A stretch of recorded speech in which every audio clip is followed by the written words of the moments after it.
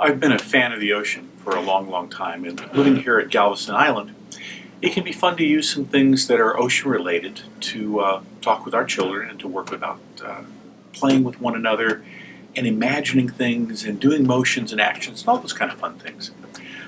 Normally, this particular song called the Seashell Game, I would have a seashell, but I apparently have given away all of my seashells, so I'm going to use a little turtle here that I have that's an ocarina instead, but just imagine it was a seashell.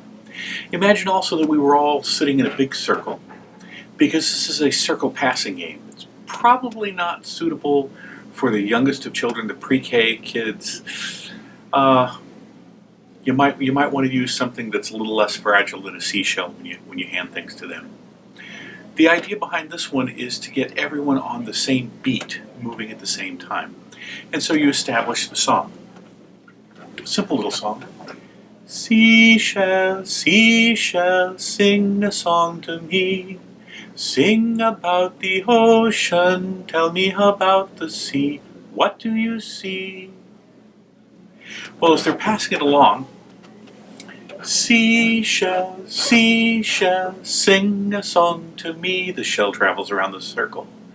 Sing about the ocean, tell me about the sea. And that last person who gets it, what do you see?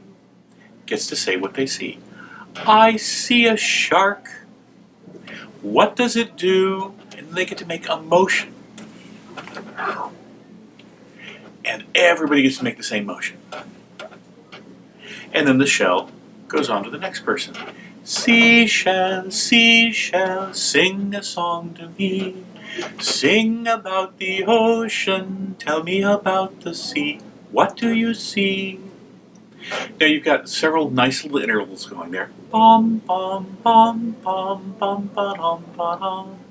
Bum ba dum ba dum ba da da dum ba dum.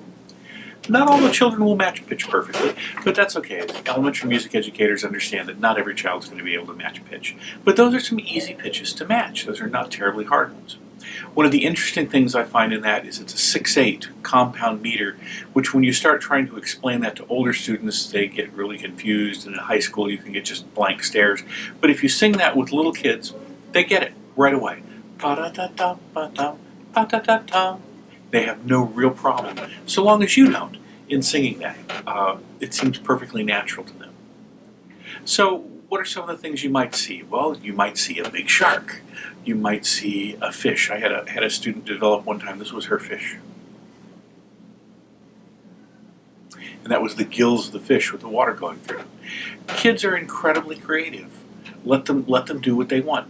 And if they don't want to do and they don't want to think about something, that's okay. They can pass it on to somebody else. So let's have a pretend session as if we had a bunch of kids here. Seashell, seashell, sing a song to me. Sing about the ocean, tell me about the sea. What do you see?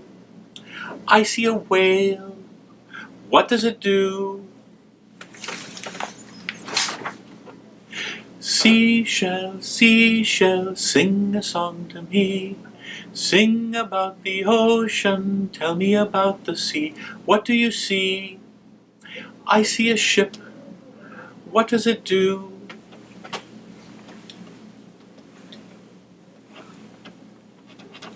Seashell, seashell, sing a song to me. Sing about the ocean, tell me about the sea. What do you see? Leave enough time for all the kids to see something. If you want to have a lot of fun with it, you can, if you're a decent artist, draw some things up on the board for them. Allow them to draw some things up on the board. My kids used to have a great time imagining what they could come up with so they could fill the whole board with sea creatures. And they'd have a boat floating on the top of the sea, and as it went down they would have different things underneath all the way down to the giant monster, sea monster down at the bottom of the seafloor. Kids have a lot of fun doing things like that. You're again doing beat. Bum, bum, bum, bum, ba-dum, ba-dum. Pitch matching. You're getting them to follow one another in doing things and allowing them to express their creativity all at the same time. Have fun with the Seashell Game.